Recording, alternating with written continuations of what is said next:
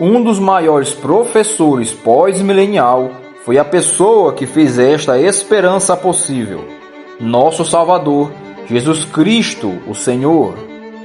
Embora, para alguns cristãos, o pós-milenarismo pareça depender principalmente do Velho Testamento, o próprio Jesus tem muito a dizer para encorajar-nos à esperança de conversão do mundo. E este foi o caso até mesmo de como seu ministério começou. Anunciou o reino.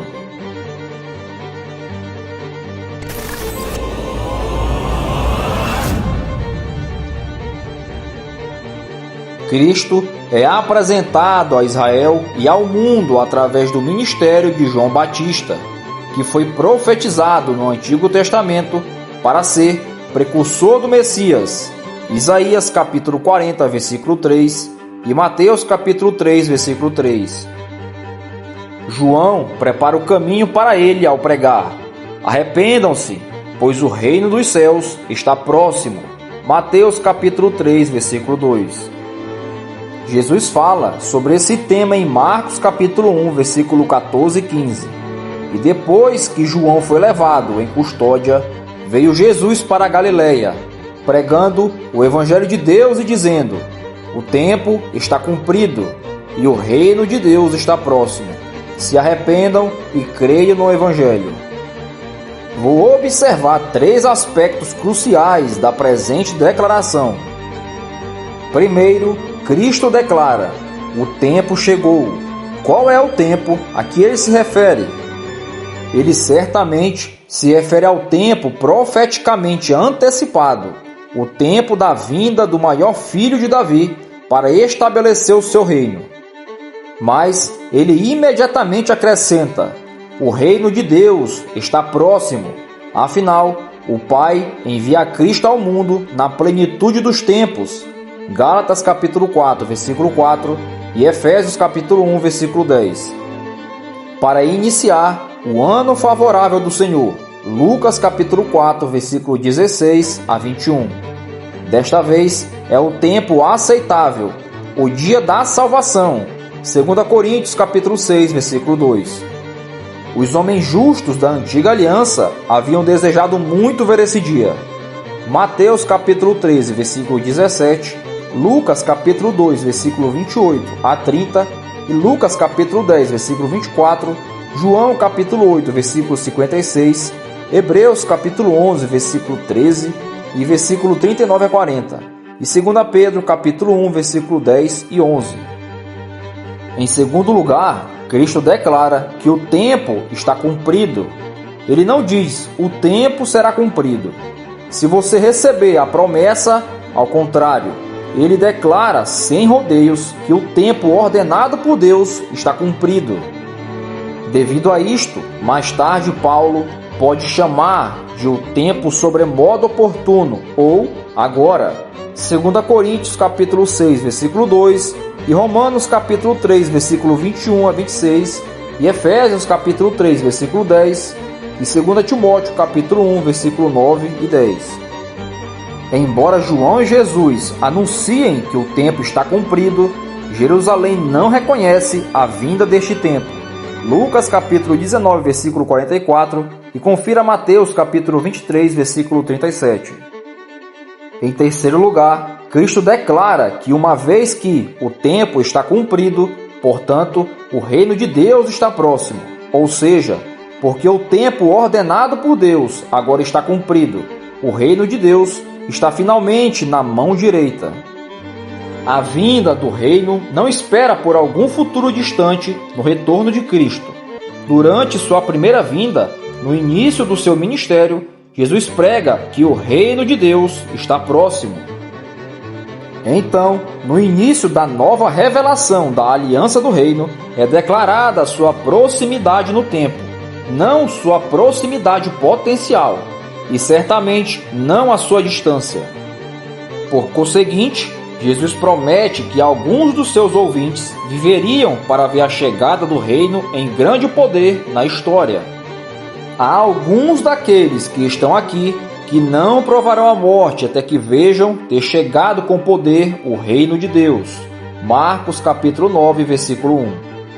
Assim, não só o reino é presente em seu ministério, mas alguns de seus discípulos, na verdade, viveram o suficiente para ver a sua exposição e poder. Esta exposição não seria imediatamente, pois alguns de seus discípulos iriam morrer primeiro. No entanto, isso deveria ocorrer durante a vida de outras pessoas, para alguns que estavam lá e que iriam testemunhar isso. Aparentemente, este evento refere-se ao dramático ano de 70 d.C., quando ocorreu a destruição do templo e a remoção do sistema de adoração do Antigo Testamento. Confira em Hebreus capítulo 8, versículo 13, Hebreus capítulo 12, versículo 25 a 28. Isso ocorre como resultado direto das profecias de Jesus. João capítulo 4, versículo 21 a 23, Mateus capítulo 21, versículo 33 a 46, e Mateus capítulo 22, versículo 1 a 7, e Mateus capítulo 23, versículo 31 a 34, e Mateus capítulo 23, versículo 34.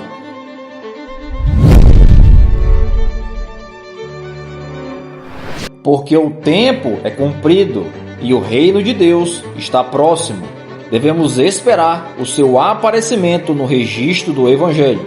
Talvez uma das mais claras provas da presença do reino no Evangelho é Mateus capítulo 12, versículo 28. Mas se eu expulso os demônios pelo poder de Deus, então o reino de Deus é chegado a vós. O próprio fato de que Cristo invade o reino de Satanás e tira suas posses, os endemoniados, Mateus capítulo 12, versículo 25 a 29, prova que o reino veio durante o seu ministério. Em Lucas capítulo 17, versículo 20 e 21, lemos outro anúncio da presença do reino. Interrogado pelos fariseus sobre quando viria o reino de Deus, Jesus lhes respondeu: não vem o reino de Deus com visível aparência, nem dirão, ele-o aqui ou lá está, porque o reino de Deus está dentro de vós. Observe que Cristo responde à questão especificamente dos fariseus sobre quando o reino deveria vir.